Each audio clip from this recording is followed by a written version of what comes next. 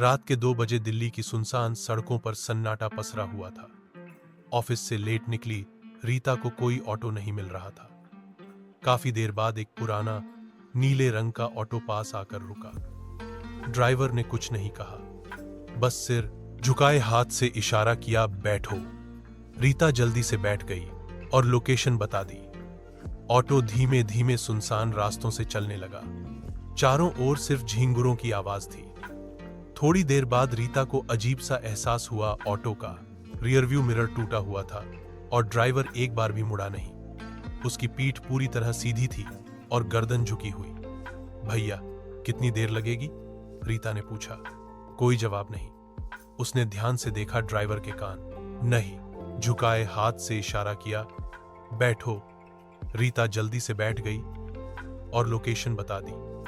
Auto धीमे धीमे सुनसान रास्तों से चलने लगा। चारों ओर सिर्फ झींगुरों की आवाज थी। थोड़ी देर बाद रीता को अजीब सा एहसास हुआ। ऑटो का रियरव्यू मिरर टूटा हुआ था और ड्राइवर एक बार भी मुड़ा नहीं। उसकी पीठ पूरी तरह सीधी थी और गर्दन झुकी हुई। भैया, कितनी देर लगेगी? रीता ने पूछा। कोई जवाब नहीं। उसने ध्यान से देखा ड्राइवर के कान नहीं थे। पूरा चेहरा धुंधला, मानो कोई परछाई हो। और फिर रीता की नजर नीचे गई। उसके पैर नहीं थे, हवा में झूल रहे थे।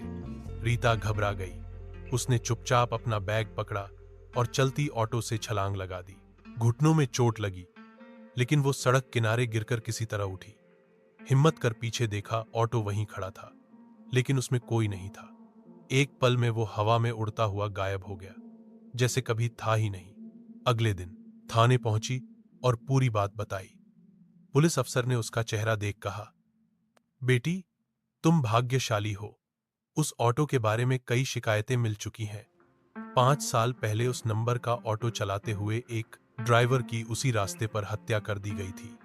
उसके बाद से वही ऑटो कई लोगों को रात में नजर आता है, लेकिन जो बैठता है वो कभी लौट कर नहीं आता। रीता की रीढ़ में सर्द लहर दौड़ गई। अब वो हर रात सोने से पहले एक ही प्रार्थना करती है, कृपया मुझे फिर कभी अंतिम सवारी ना मिले। अगर आप चाहें तो अगली कहानी खिड़की की आंखें को भी विस्तार से पेश कर सकता हूं।